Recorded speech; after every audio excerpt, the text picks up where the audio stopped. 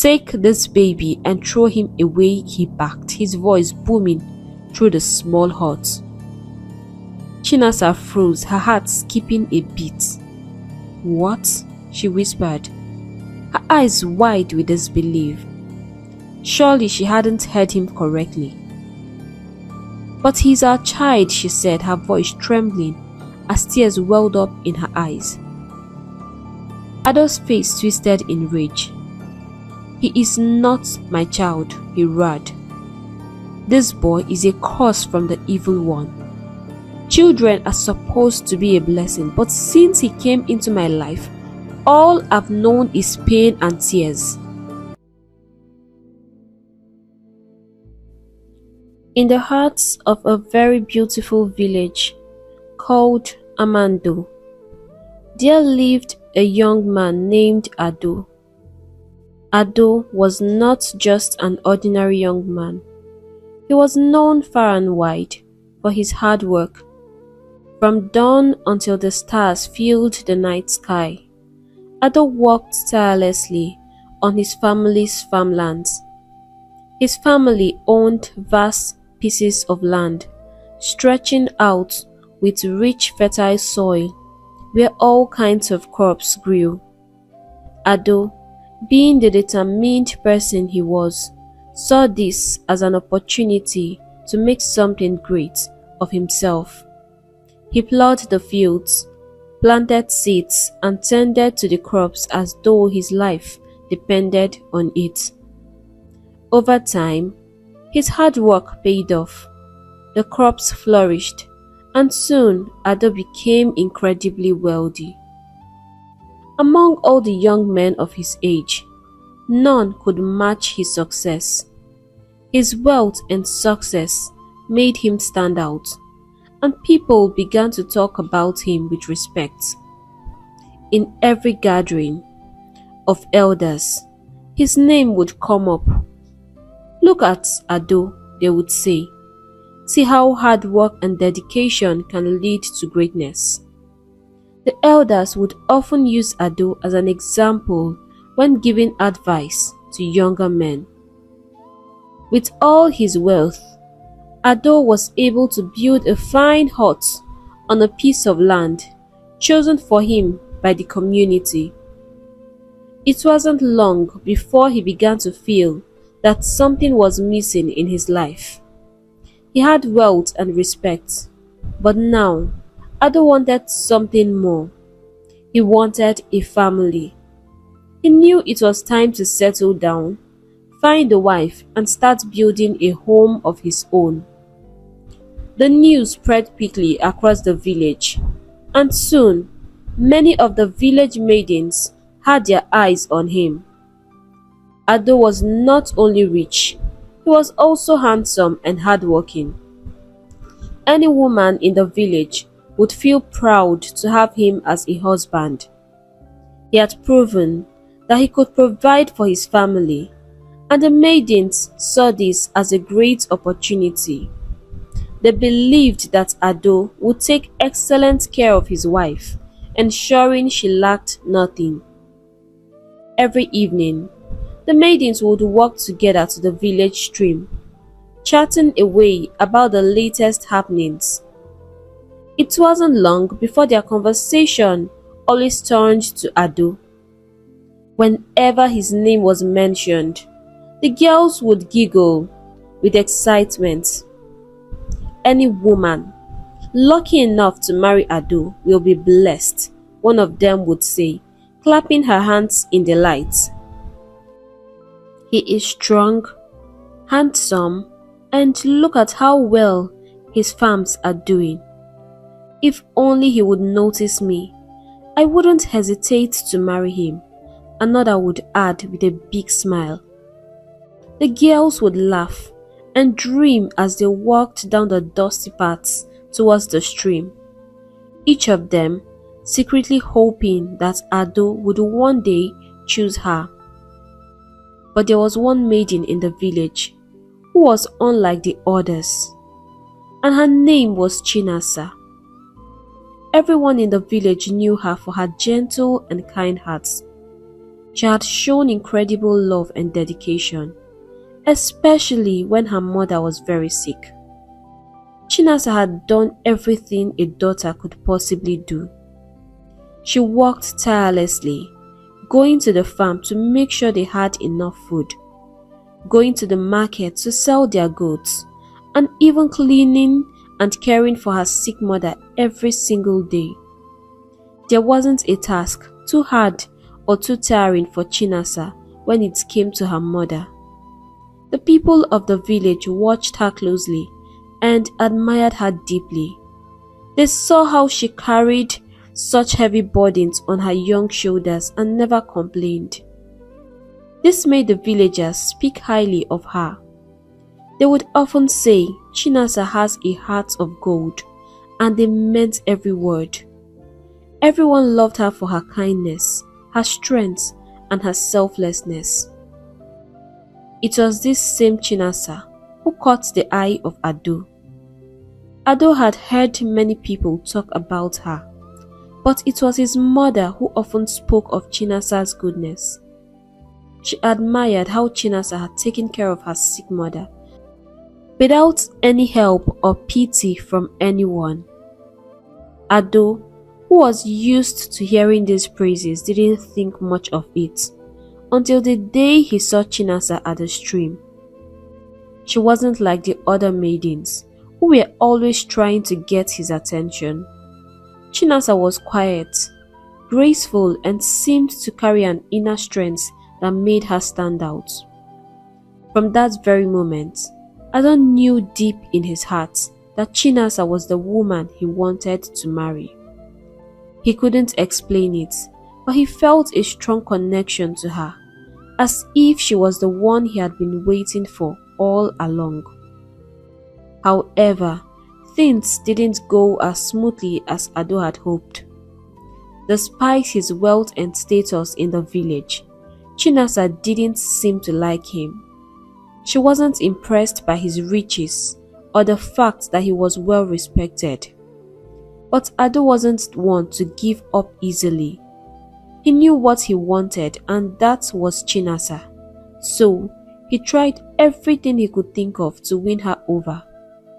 He would bring her gifts, beautiful clothes, sparkling jewelry, and even bushmeat, which was considered a rare treat in the village.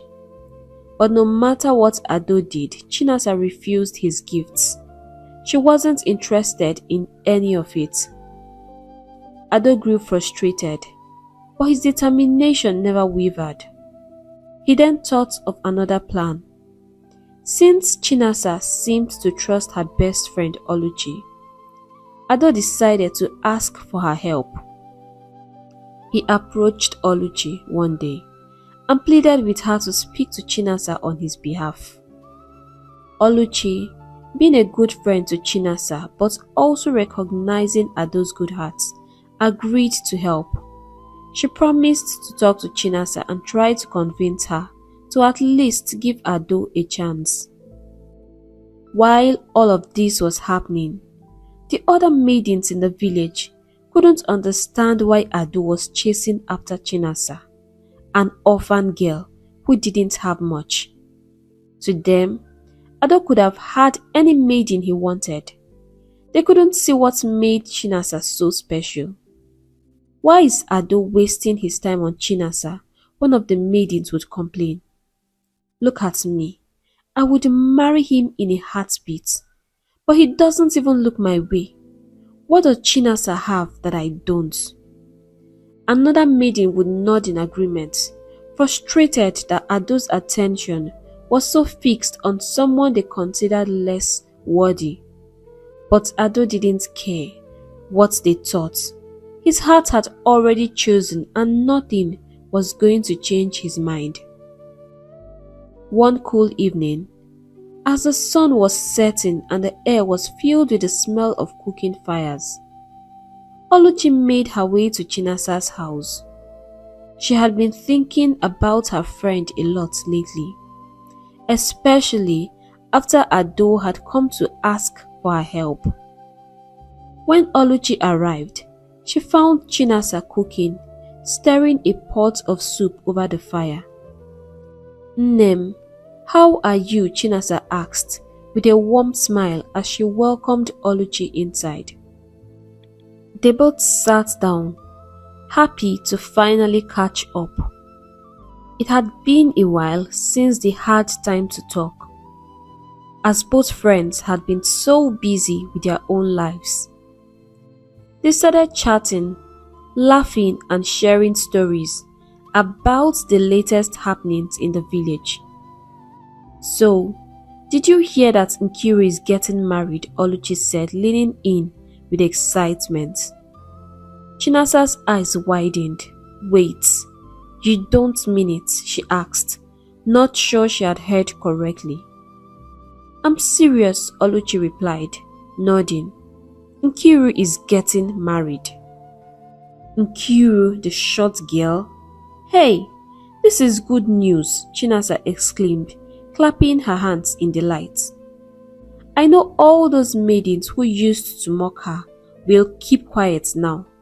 At least, they will understand that marriage isn't about size." "Exactly," Oluchi laughed, agreeing wholeheartedly. They both shared a laugh, imagining how the news of Nkiru's marriage would silence the village gossips. After a moment, Oluchi's tone shifted. She leaned in closer to Chinasa. "So, my friend, there's something I want to tell you." "What is it?" Chinasa asked, her curiosity piqued by the serious look on Oluchi's face. "It's about Ado. He came to see me," Oluchi began. Chinasa opened her mouth to speak, but Oluchi quickly raised her hand to stop her. "Wait, I know what you are about to say, but listen to me first. Chinasa, that man loves you so much. Do you even know how many girls in this village would give anything to be with him? Ado is young, rich, hardworking and handsome. Please, just give him a chance to love you. You've been through so much already and you deserve a good man by your side." Chinasa sat in silence for a moment. Her eyes looked down at the ground and her heart felt heavy. "I'm just scared, Oluchi," she said softly, her voice barely above a whisper. "I'm scared. You know how my father loved my mother, but when she got sick, he abandoned us before he died. My mother was so heartbroken. I don't think I could bear going through something like that again. I don't even know if I ever want to marry." "Tofiakwa, the gods forbid such thing," Oluchi exclaimed, shaking her head vigorously. "Chinasa, you are not your mother and your fate is not the same as hers. Don't let the past hold you back from happiness. Who knows, maybe the gods want to reward you for all the good things you did for your mother. I truly believe Ado is a good man. You should marry him." Chinasa sighed, still unsure. "I don't know, Oluchi. I just don't want a man who will abandon me when things get bad." Oluchi took her friend's hand and squeezed it gently. "Why do you always think about the worst? Not everything has to go wrong. Ado seems like a man who would stand by you no matter what. Give him a chance. You deserve to be happy." Chinasa didn't say anything more. They spent the rest of the evening talking about lighter things, laughing and reminiscing about their childhood. But Oluchi's words stayed in the back of Chinasa's mind. After that conversation, Chinasa began to think more about Ado. Maybe Oluchi was right. Ado had been nothing but kind and patient with her. He never pressured her and always respected her space.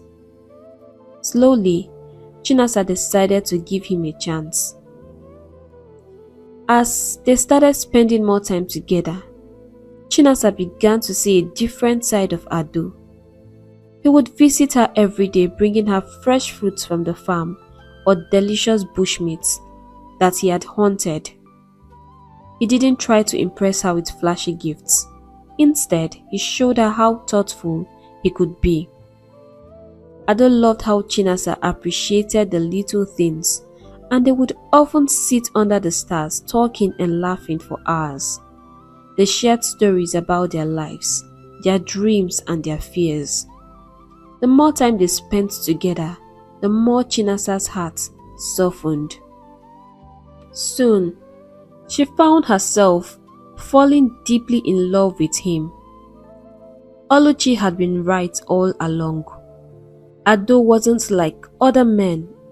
He treated Chinasa with respect and kindness, and he brought a light into her life that she hadn't felt in a long time. One evening, as they sat together watching the sunset, Ado finally asked Chinasa to marry him. Their wedding was the talk of the entire village. Ado spared no expense in making sure the ceremony was grand and unforgettable. People from all around the village came to celebrate with them, singing, dancing and sharing in the joy. Chinasa looked stunning in her traditional attire, and Ado couldn't take his eyes off her the entire day. He was overjoyed, not just because he was marrying the most beautiful maiden in the village, but because he was marrying the kindest, most selfless woman he had ever known. Chinasa too felt a happiness she hadn't thought possible. The couple were filled with happiness after their beautiful marriage ceremony. Life seemed perfect and everything was going smoothly. Their farms were flourishing with crops. Their home was peaceful and laughter filled their days. Ado couldn't believe how lucky he was. Chinasa, his beloved wife, was everything he had ever dreamed of in a partner.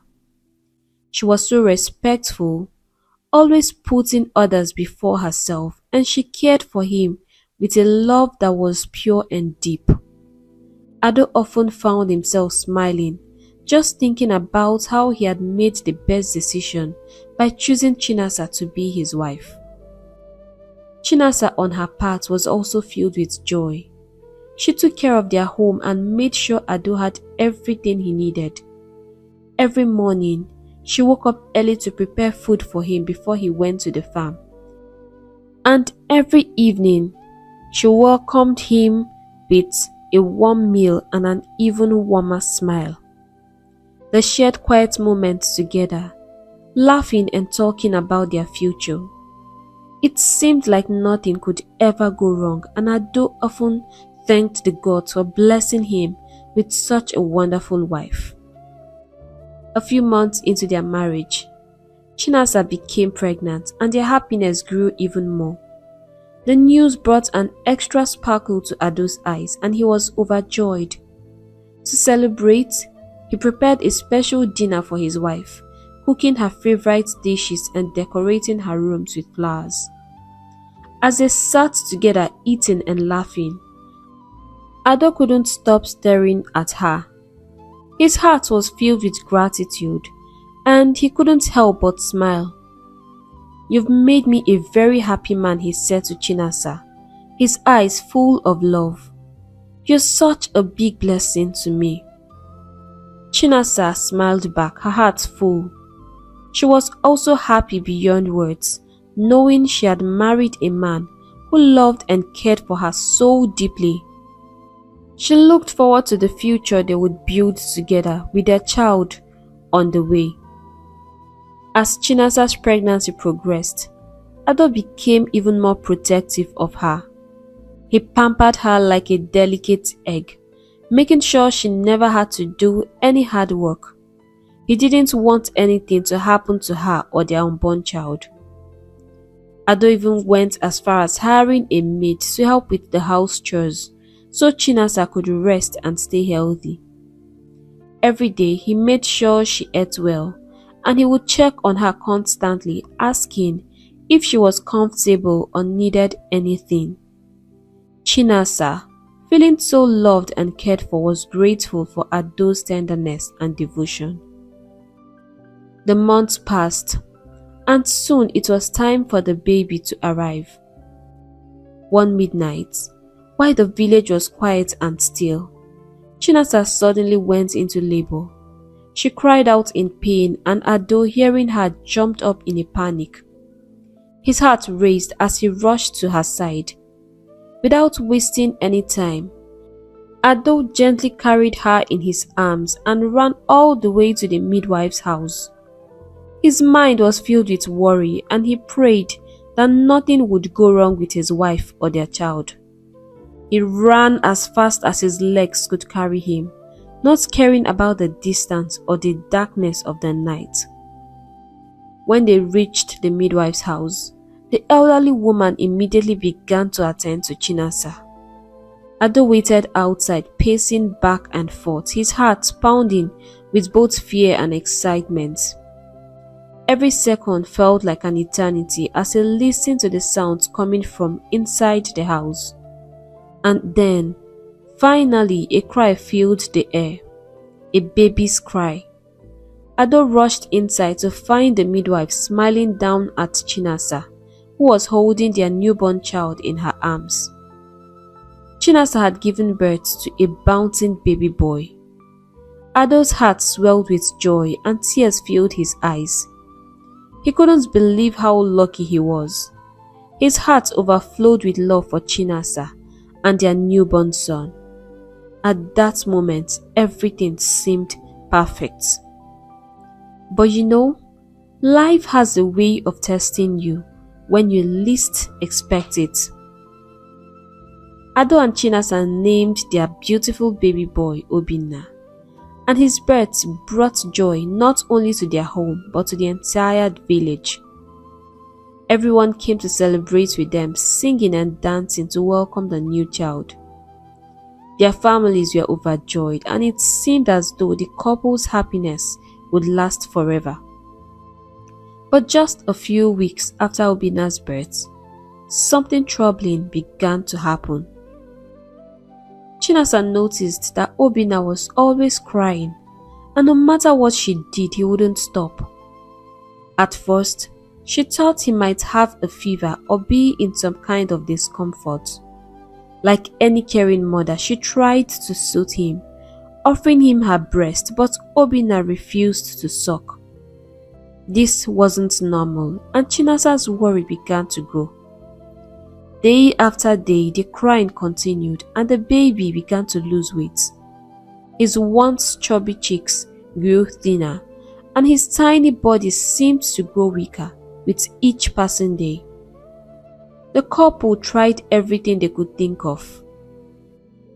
They prepared herbs and medicines, visiting local herbalists and healers, hoping that something would work. But nothing seemed to help, as Obinna's health continued to decline. Their once lively and joyful home became filled with silence and sadness. The laughter that used to echo through their home was now replaced with worry and tears.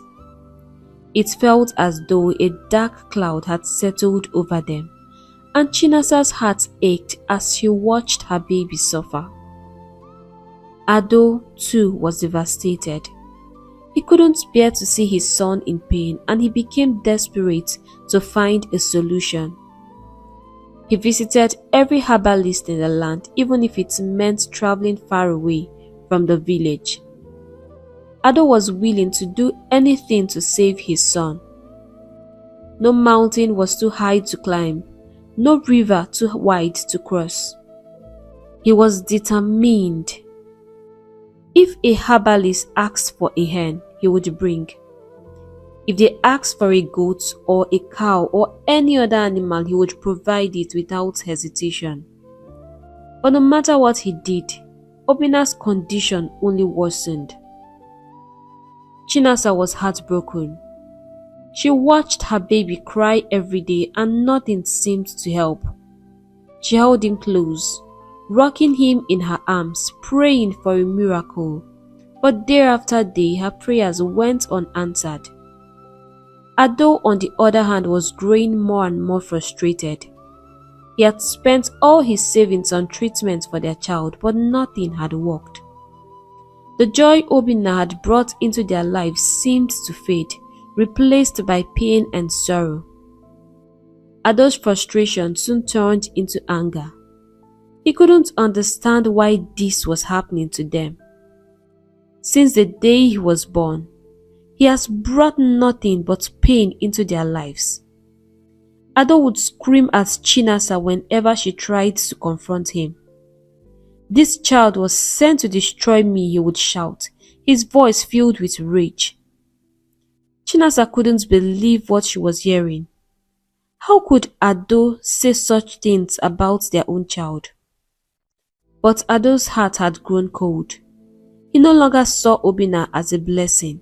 Instead, he saw him as the cause of all their suffering. As the days turned into weeks, Ado's anger only grew worse. He became aggressive, lashing out at Chinasa over the smallest things. If she made a mistake while cooking, he would yell at her. If she didn't clean the house the way he wanted, he would shout and storm out of the house. Nothing seemed to make him happy anymore. Ado began spending all his time away from home, sitting in bars, drinking from morning till night. He would come home late, reeking of alcohol, and barely speak to Chinasa. Chinasa didn't know what to do. She had never imagined that her life would take such a painful turn. She had once thought that she and Ado would always be happy, that they would live a life full of love and laughter. But now, she barely recognized the man she had married. The kind, caring Ado she once knew had turned into someone cold and distant, and it broke her to see him like this. But what could she do? She couldn't question the gods. They had given them a child, and now that child was sick. Chinasa didn't understand why this was happening to them, but she felt powerless. Every day, she held Obinna close to her chest, rocking him gently, her tears falling onto his tiny face. She whispered prayers to the gods, pleading for their help, begging them to heal her son. But the days stretched on and there seemed to be no answer. One stormy night, the rain poured heavily from the dark skies and the wind howling through the trees as Ado stumbled back home, drunk and filled with frustration. Just like every other night lately. The once proud and hard-working man was now a shadow of himself. His clothes were soaked, his eyes red, and his face twisted in anger. As he entered their small hut, the sound of his son's crying greeted him. The very sound that now haunted his every waking moment. It had been over a year since Obinna was born, and yet the child hadn't grown like other babies. Ado couldn't understand why his son was so different, so weak and so sick all the time. He had tried everything. He had sold all his lands, spent every penny he had, visited every herbalist, but still nothing changed. The child remained frail and his cries filled their home day and night. As Ado stood in the doorway, dripping wet, he stared at his son with a coldness that scared even him. He looked around the hut, at the emptiness where once there had been wealth and comfort, and he felt only bitterness right now. Everything he had worked so hard to build was gone. His wealth, his lands, his peace of mind, gone because of this child. In his drunken haze, anger rushed through him like a river that had broken its bank. His eyes fell on Chinasa, who was gently cradling the crying son, trying to comfort him like she had done so many nights before. But this time, Ado's anger was too much to bear. Without thinking, the words flew out of his mouth, sharp and cold. "Take this baby and throw him away," he barked, his voice booming through the small hut. Chinasa froze, her heart skipping a beat. "What?" she whispered, her eyes wide with disbelief. Surely she hadn't heard him correctly. "But he's our child," she said, her voice trembling as tears welled up in her eyes. Ado's face twisted in rage. "He is not my child," he roared. "This boy is a curse from the evil one. Children are supposed to be a blessing, but since he came into my life, all I've known is pain and tears. I don't want him. Throw him away." Chinasa's heart shattered at his words. Tears streamed down her face as she fell to her knees, pleading with him. "Obim, please," she sobbed. "Let's wait for the gods to take him or heal him. I can't throw my own child away." Ado's face darkened even more. "Don't you dare call that thing a child," he spat. "Now pick him up and follow me. If you don't throw him away, I will strangle him myself." Chinasa looked up at Ado, her heart pounding with fear. The man standing before her wasn't the Ado she had fallen in love with. His eyes were wide with rage, and his entire body shook with fury. She had never seen him like this before, and a fire in his eyes told her that he meant every word he was saying.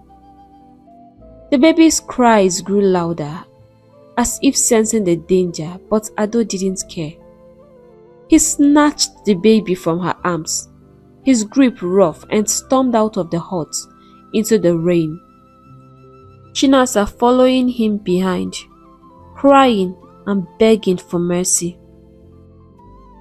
The night was pitch black, the rain falling harder as they walked through the village. The cold wind wiped against their faces, and the baby's cries seemed to echo through the storm. Chinasa's heart broke with every step.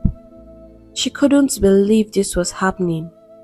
Her precious son, the child she had carried and cared for, was being taken away to be abandoned. Her pleas fell on deaf ears as Ado marched through the mud, his mind set on one thing: to get rid of the child he believed had been cursed. When they reached the edge of the village, Ado stopped. Without a second thought, he flung the baby into the bushes, his face hard and unfeeling. The tiny body tumbled into the wet leaves, the baby's cry echoing in the dark night. Ado turned away, hoping that the rain and cold would finish what he had started. "Let the rain beat him to death," he muttered as he grabbed Chinasa by the arm, dragging her back towards their hut. Chinasa's cries filled the night as they walked back. Her heart ached for her son, left all alone in the cold, wet bushes. She couldn't stop thinking about his tiny face, his weak cries. Back at the hut, Chinasa couldn't stop crying. The image of her baby lying helpless in the rain played over and over in her mind. She could still hear his cries, echoing in her heart. She prayed silently, begging the gods to protect him, to keep him safe. She knew she couldn't leave him out there to die. As soon as Ado finally fell asleep, snoring loudly from his drunken state, Chinasa saw her chance. She quietly slipped out of bed, her heart racing with fear and hope. She opened the door and ran out into the cold, stormy night, her bare feet sinking into the wet ground. The rain hadn't stopped, and the wind howled in her ears, but she didn't care. All she could think about was getting to her baby. She ran as fast as she could, her breath coming in short gasps. Her heart pounded in her chest as she neared the bushes where they had left him. But as soon as she got closer, a new fear gripped her. The cries. She couldn't hear them anymore. The sound of her baby's cries, which had been so loud in her ears, was gone. Her heart sank and tears blurred her vision. What had happened? Was she too late? Could her baby have already? Panicked, she searched the bushes, calling out for her son. She searched everywhere, every corner of the bush, but her baby was nowhere to be found. Her hands trembled. As she pushed aside the wet leaves, her voice cracking with desperation. "Obinna! Obinna!" she cried. The baby was gone. Chinasa fell to her knees, her body trembling with grief. What had happened to her son? Had the rain claimed his life, or had something else taken him? She didn't know. All she knew was that her baby was gone, and her heart was broken beyond repair.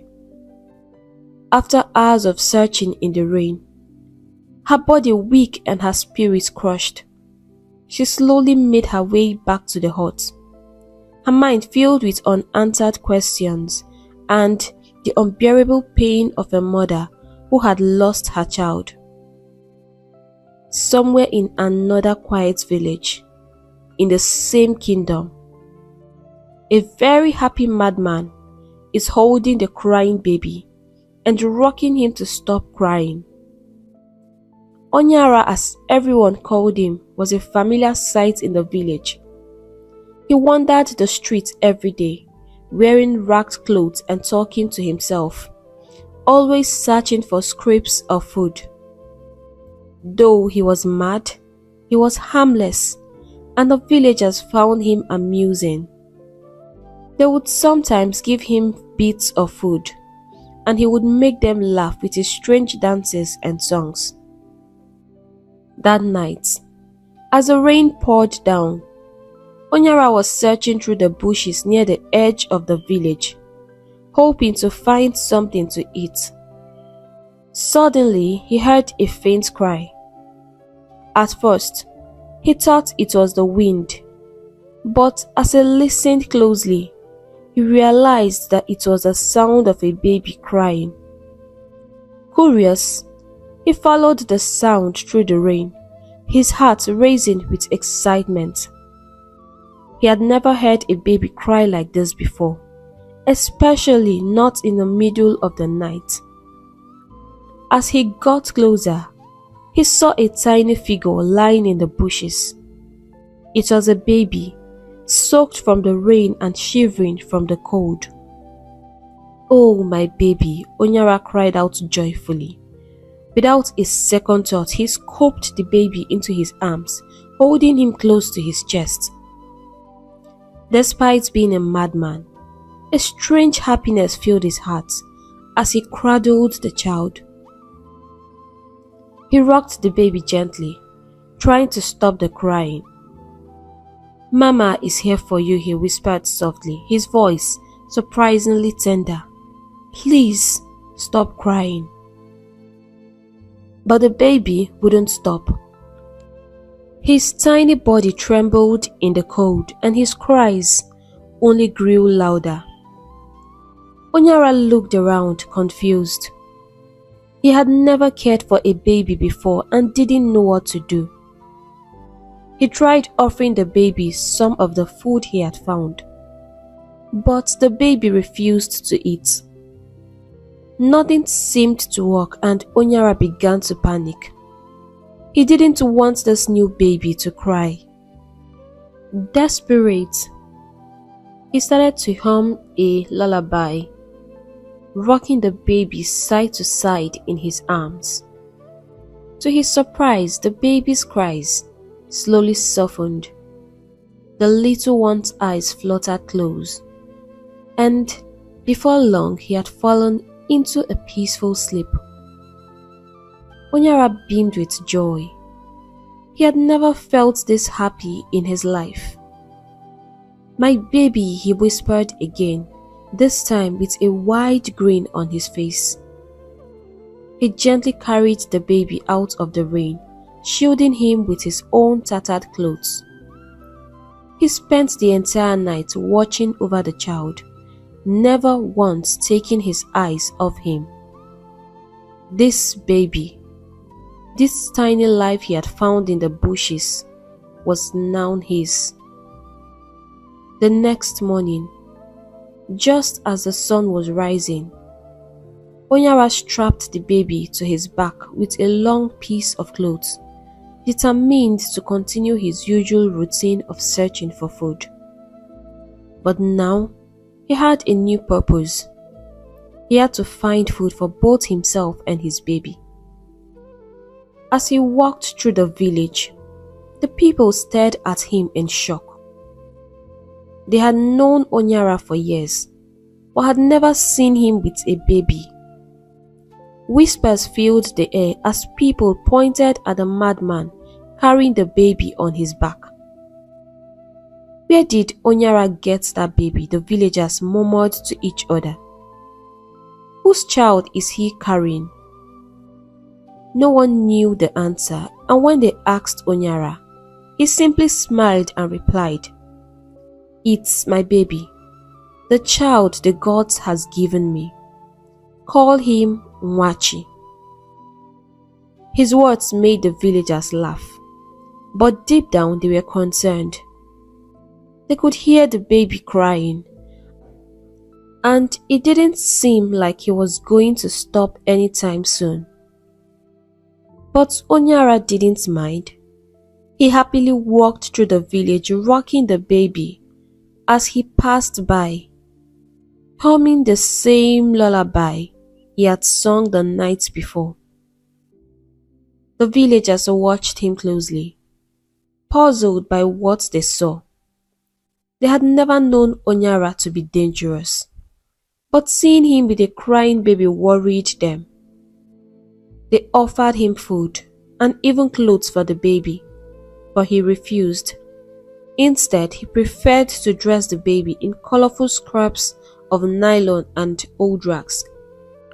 Every day, Onyara would walk through the village, proudly showing off his baby. And every day, the baby's cries would echo through the streets of the village.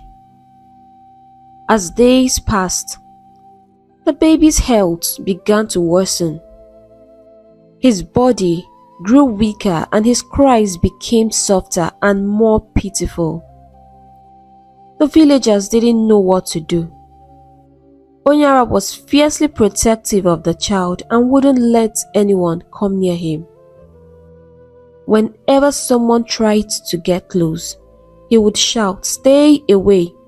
This is my Nwachi, the gift from the gods." The villagers didn't want to upset him, so they kept their distance, even though they knew the baby was suffering and needed help. Meanwhile, Chinasa's heart remained heavy with the pain of losing her first child, Obinna.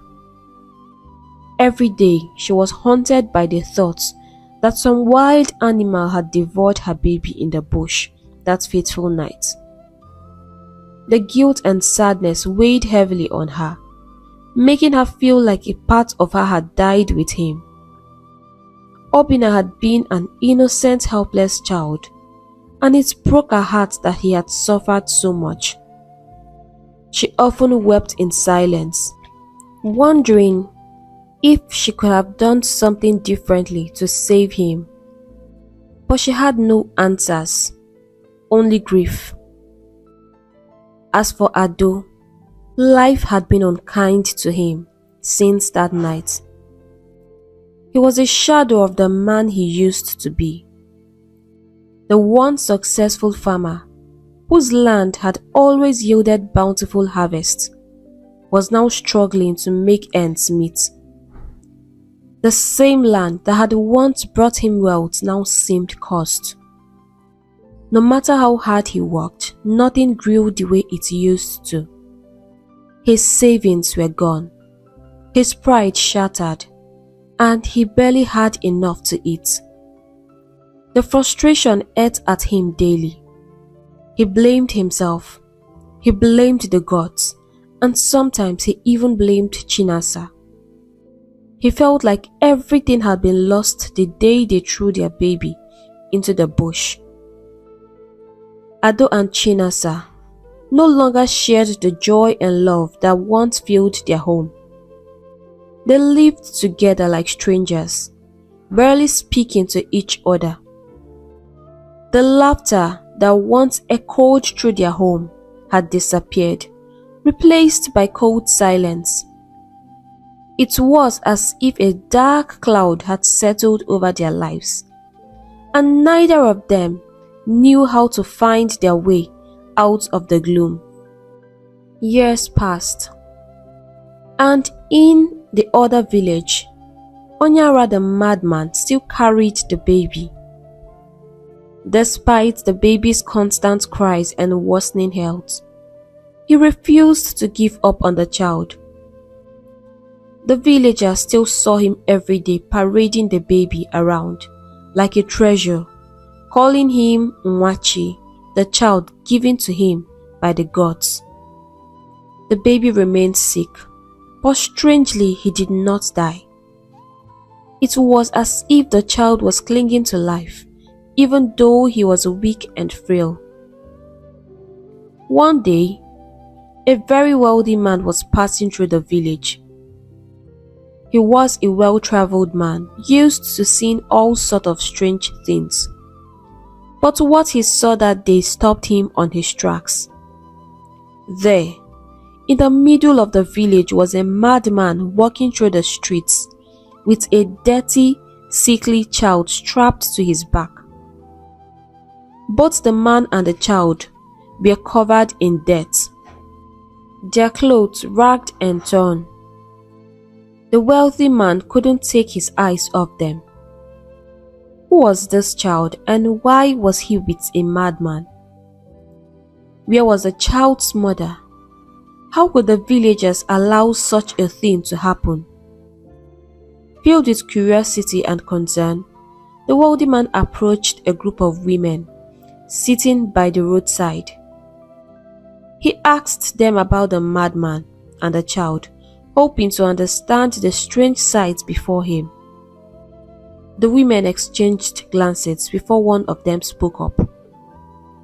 "That's Onyara," she explained. "He's been wandering the streets for years. But a few years ago, we started seeing him with a baby. No one knows where the child came from. Onyara claims the gods gave him the baby and he calls him Nwachi. The child is always crying, but Onyara won't let anyone come close to help. He is very protective of the child, though the baby looks sick and weak." The wealthy man listened carefully, his heart aching as he heard their story. He couldn't bear the thought of leaving the child in such a state. The child was clearly suffering, and it didn't seem like Onyara in his madness could provide the child the care needed. Something had to be done. "I can't leave this child like this," the man thought to himself. He called over his men, 4 strong, able-bodied men, who always accompanied him on his travels. "Go after that madman," he instructed. "Take the child from him. The child needs help." His men nodded and set off to find Onyara, who was still walking through the village, probably carrying the child. When they approached him, the madman sensed danger. He clutched the child tightly to his chest, backing away from the approaching men. "No, my Nwachi," he screamed, his voice filled with panic. "He is my baby. The gods gave him to me." The men tried to reason with Onyara, but he refused to let go of the child. Desperate to protect the baby he believed was his, Onyara fought with all his strength.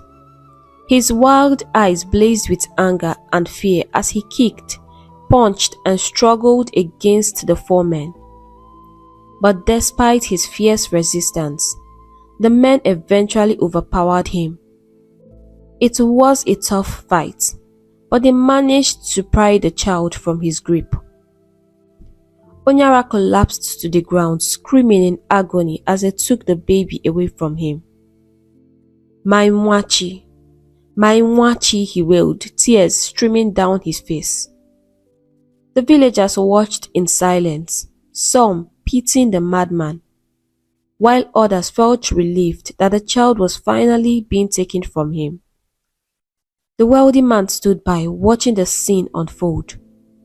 He was determined to give the child a better life. He couldn't bear to see the little child suffer any longer, and he knew he had to do something before it was too late. Onyara's cries echoed through the village as the car sped away, carrying Nwachi far out of his reach. He continued wailing and screaming, "Nwachimo, my child, my child." His grief was raw and deep, and even the villagers who had known him as a harmless madman felt a wave of pity wash over them. They had never seen Onyara like this before. He was so broken, so devastated. For days, he did not leave his hidden corner in the village. He simply sat there, mourning the loss of the child he believed was his. His heart shattered. No longer did he parade the streets or make people laugh. Instead, he wept and mumbled to himself, too lost in his sorrow to beg for food. But as the days stretched on, hunger began gnawing at Onyara, and he had no choice but to venture out again. However, something had changed in him. The once cheerful madman had become filled with anger and aggression. Whenever he saw a woman with a baby, he would rush towards her, his eyes wild with desperation, shouting, "Give me my baby! Give me my Nwachi!" His voice would boom, and he was so frantic that he was willing to bite or claw at anyone who tried to stop him. His behavior terrified the villagers, and soon people became too afraid to go out with their children. Mothers clutched their babies tightly when they saw him, and the once laughing villagers now watched Onyara with worried eyes, frightened of what he might do next. Meanwhile, Chief Meze, the wealthy man who had taken Nwachi from Onyara, rushed the child to a hospital. The baby's health had worried him from the moment he had laid his eyes on him, and now the doctors confirmed his worst fears. Nwachi had infections, and the worst was that he had a hole in his heart, a life-threatening condition. The doctors recommended immediate surgery, and without hesitation, Chief Meze arranged for the child to be flown abroad for treatment. It was a risky procedure, but there was no other option if Nwachi was to survive. By some miracle, the surgery was a success. Nwachi's tiny heart was healed, and slowly the child began to thrive. It amazed everyone how he managed to survive for so long with such a serious condition. The boy's resilience was nothing short of a miracle. As the doctors marveled at his recovery, Chief Meze made a decision. Nwachi had no family except for Onyara, and it was clear that the child could not be returned to a madman who had no way of caring for him. Chief Meze took Nwachi into his home, determined to raise him as his own son. He provided the boy with everything he needed: love, education, and a chance at a better life. As Nwachi grew older, he blossomed into a bright and clever boy. He excelled in school, always eager to learn, and soon became known as one of the smartest in his class. Chief Meze was proud of him, but he knew that the boy needed to know the truth about his past. When Nwachi was old enough to understand, Chief Meze told him about the man who had called him his son, the madman Onyara. Though it was a difficult story to hear, Nwachi felt a strange connection to the madman who had cared for him, even in his madness. From time to time, Chief Meze would take Nwachi to visit Onyara at the psychiatric hospital where he had been taken in an effort to help him. But despite the best treatment, nothing seemed to cure Onyara's mind. He remained trapped in his madness, his thoughts always returning to the baby he had lost.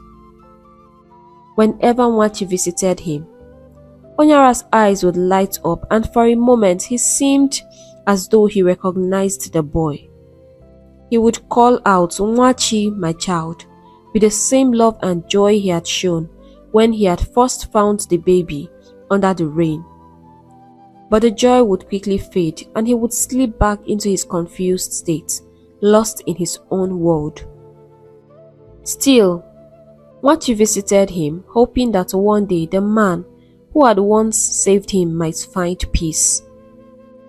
Though he was growing up in a different world, Nwachi never forgot the madman who had held him close and called him my baby. Many years passed, and life seemed to settle into its new rhythm. Nwachi grew stronger and wiser under Chief Meze's care, while Onyara remained in the psychiatric hospital lost in his madness. But fate had not forgotten him, and neither had the gods. One fateful day, a group of missionaries visited the psychiatric home as part of their outreach to pray with the patients. They moved from one person to the next, offering prayers and words of hope. When they reached Onyara, they laid their hands on him, just as they had with everyone else. But something strange happened. As they prayed, they received a powerful revelation.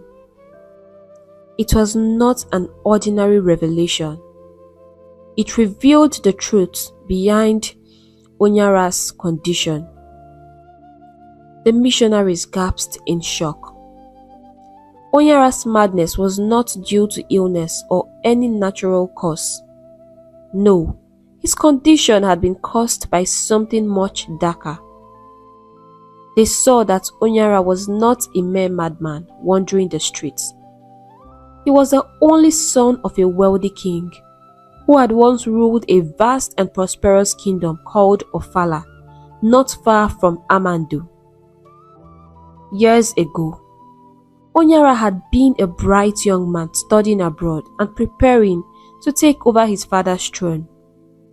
But tragedy struck when his father died suddenly. Instead of returning to claim his rightful place as king, Onyara's life took a terrible turn.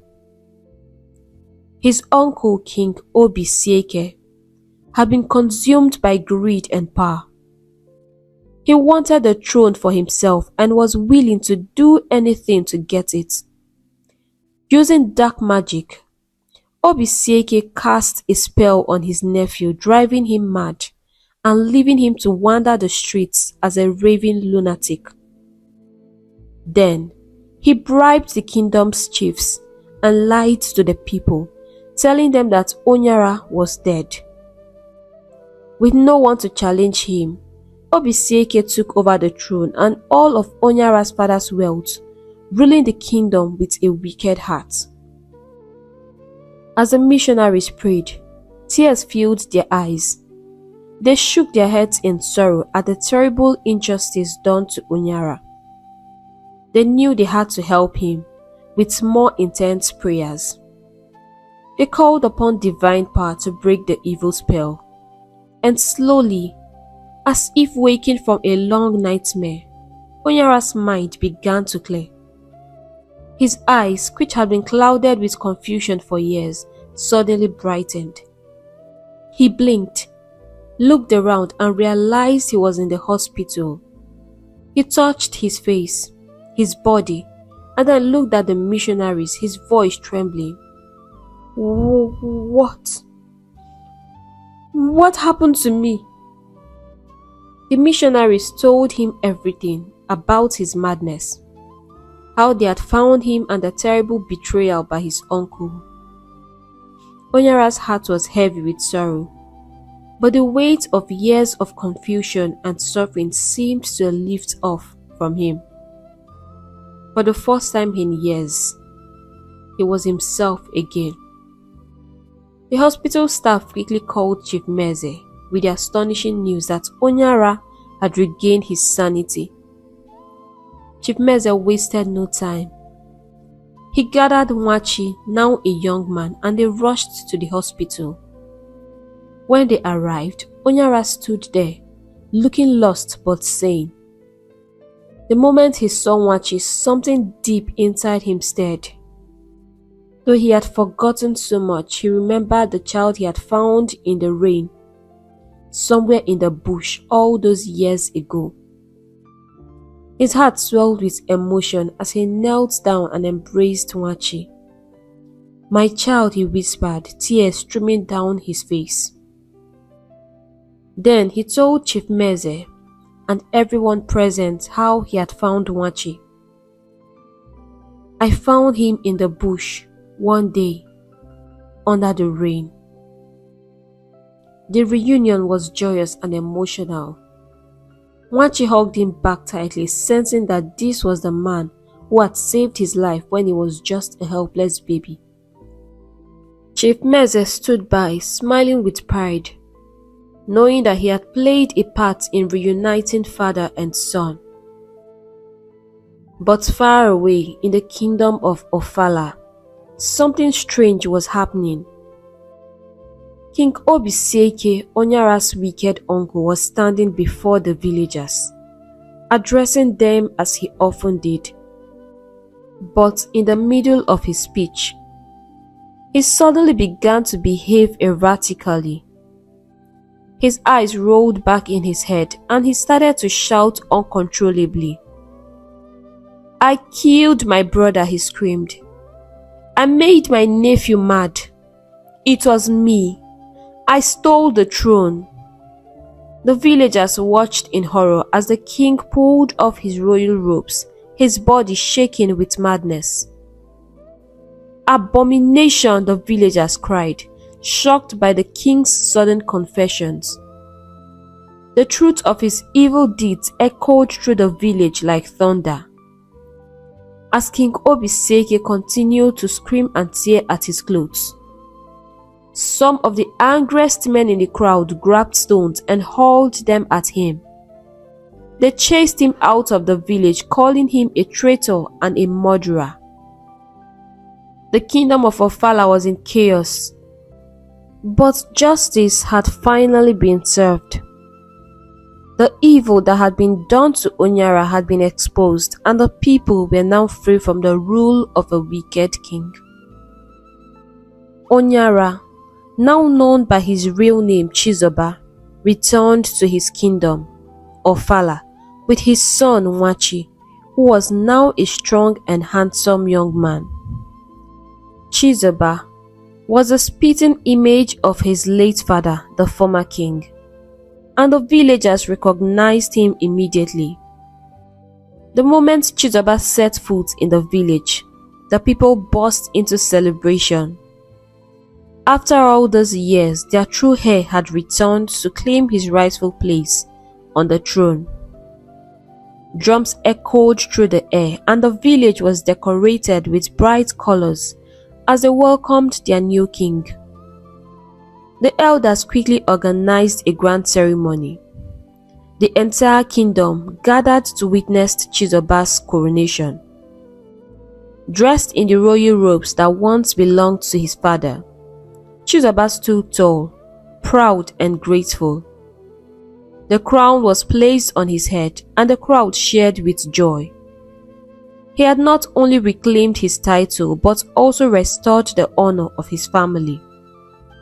His first words as king were filled with gratitude. He looked out at the sea of faces and gave special thanks to Chief Meze, the man who had taken care of his son and helped him regain his sanity. To honor Chief Meze's kindness, Chizoba gifted him vast lands, gold and precious treasures from the kingdom. It was a reward for a man with a good heart.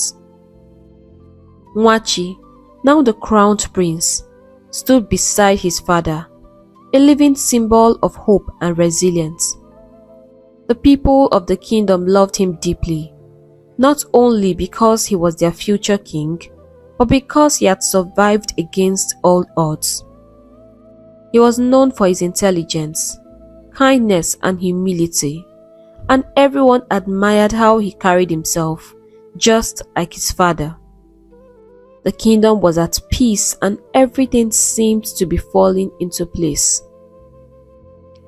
Meanwhile, the news of Chizoba, the former madman, who had now become king, spread like wildfire all through the neighboring kingdoms, villages including Amando. People couldn't stop talking about it, and it became the subject of gossip in every marketplace.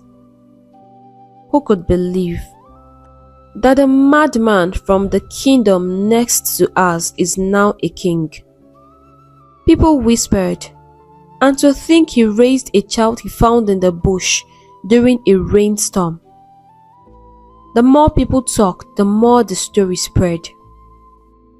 One day, as Chinasa was returning from the market with her basket full of food, she overheard a group of women gossiping nearby. They were whispering about a baby that had been picked up from the bush many years ago by a madman who was now a king. I heard he picked the baby on a rainy day and cared for him as if he was his own child, one of the women said. Who could have thrown such an innocent baby away? Chinasa's heart stopped. Her mind raced as she recalled that terrible night. The night Ado had forced her to abandon their son Obinna in the bush. Her heart pounded in her chest and her legs suddenly felt too weak to carry her. Could it be? Could the baby they were talking about be her Obinna? She needed to know. She couldn't let this chance slip by. Nervously, she approached the women, her voice trembling. Excuse me. I heard you talking about a baby found in the bush on a rainy night. Can you tell me more? The women looked at her curiously, but one of them responded, Yes, it's true. There's a madman from a village not too far from ours. He found the baby crying in the rain many years ago. The madman is now a king, and that baby, his son, is the prince. It's a miracle, really, one that shall never end, my sister. Chinasa's eyes filled with tears. She couldn't hold back the flood of emotions crashing over her. Was this really happening? Could her son, the child she thought she had lost forever, really be alive? Was the boy who had been raised by the madman now a king, her Obinna? Her heart ached with a mixture of hope, guilt and sorrow as she hurried home to tell Ado everything she had just heard. When she reached home, her voice cracked as she shared the news with her husband Ado. She began, her hands shaking. I heard something at the market today. They say a madman found a baby in the bush on a rainy night many years ago. Could it be our Obinna? Ado stood there speechless. His eyes welled up with tears as the weight of his past decisions crushed him. He had never forgiven himself for that night, for letting his anger and frustration lead him to abandon his own child. He had always feared that Obinna had perished in the wild, and the guilt had haunted him for years. Now hearing that his son might still be alive, the emotions overwhelmed him. His knees grew weak and he sat down, burying his face in his hands. "We shouldn't have done it," Chinasa continued, her voice filled with pain. "We shouldn't have thrown him away. Our Obinna, he's alive. Ado, he's alive." Ado, now much older and wiser, broke down in tears. He had tried to forget, but the past had always lingered, a dark shadow over his life. Life had been hard ever since that fateful night. They had struggled to find happiness even though they had 2 more children. Yet the loss of Obinna had always left a void in their hearts. Now they had a chance to make things right. "We must find him," Ado said, his voice thick with emotion. "We must ask for his forgiveness." Chinasa nodded. Together they made up their minds to seek out their son, no matter the distance, and beg for his forgiveness. They hoped that one day they could be a family again. The very next day, Chinasa and Ado set out for the kingdom of Ofala, their hearts heavy with a mix of anticipation and fear. As they approached the palace, tears filled their eyes. There, standing tall and regal, was their son Obinna, now called Prince Nwachi. He was no longer the sick, helpless baby that they had once abandoned. He had grown into a handsome young man, his strong features mirroring Ado's so clearly that it almost felt like looking into a mirror. They could hardly believe it. Their son, once left to die, was now a prince. As soon as Ado saw Obinna, the weight of his past mistakes came crushing over him. He fell to his knees, sobbing uncontrollably, filled with deep regret and shame. "My son," he cried, "I'm so sorry. I was wrong. I should never have let you go." His voice cracked with pain, the years of guilt overwhelming him. Obinna looked at them, confused. They were invited into the king's chamber and they sat with King Chizoba, the man who had saved their son, and shared their painful story with him. Chinasa's voice trembled as she recounted that dark night when they had left their child in the bush, believing it was the only way.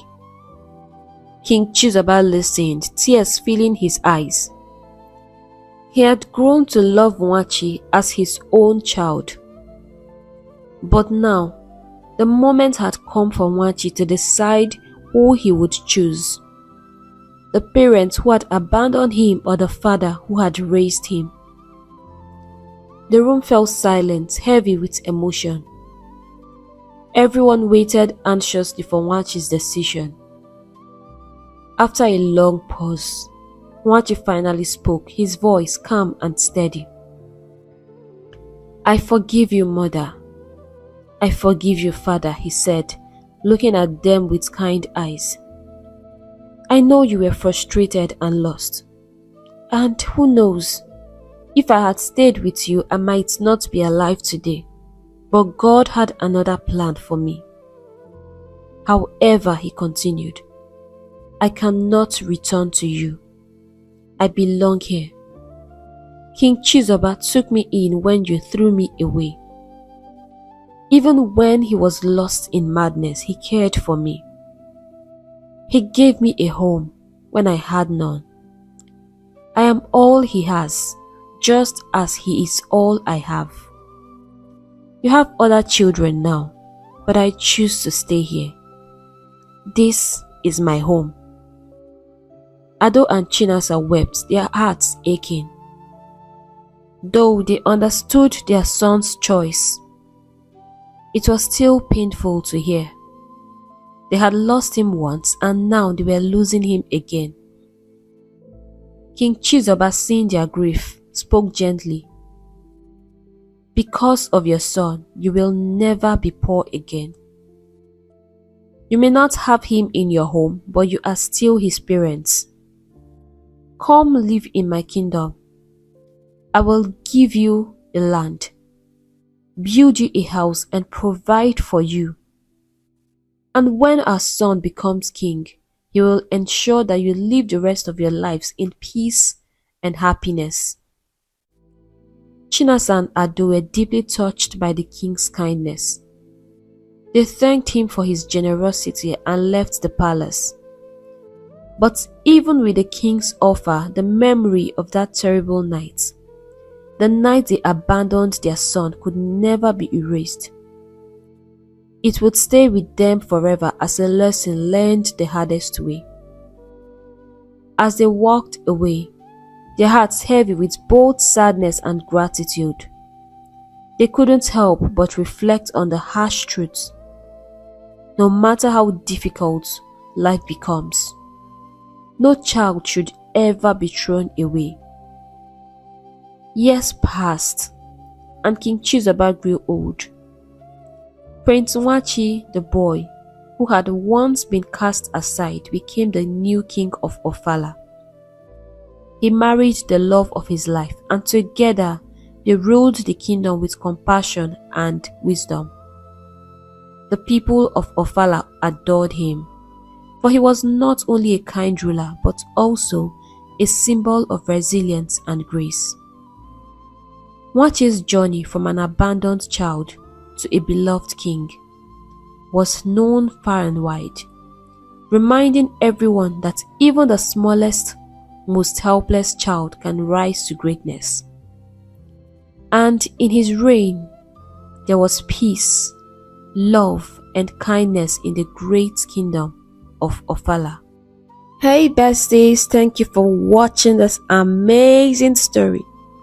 And I hope you enjoyed it as much as I enjoyed making it. I would like you to share your lessons in the comment section. And if you are yet to subscribe to this channel, please subscribe and turn on your notification bell so that you get notified whenever we post stories. Thank you so much for all your love, your support, your encouragement. They mean a lot to me. And they've continued to push us to make more interesting stories.